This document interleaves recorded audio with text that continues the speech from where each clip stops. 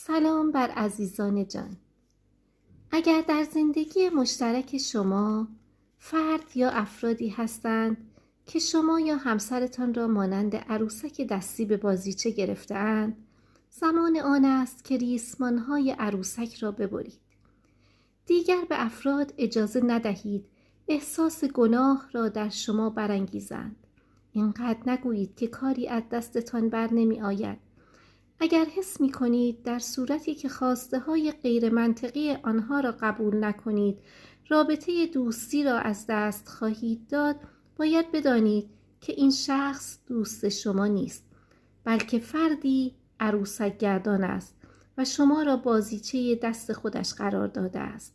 هرچه زودتر از شر چنین افرادی رها شوید، زندگی بهتری خواهید داشت.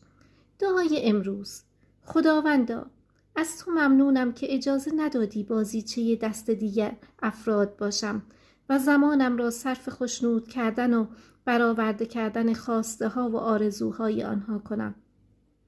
ما فقط می‌خواستیم که افرادی دوست داشتنی و مهربانی باشیم که به افراد محتاج کمک می‌کنند.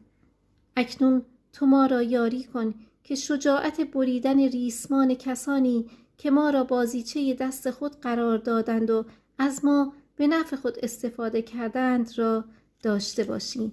الهی آمین یا رب العالمین.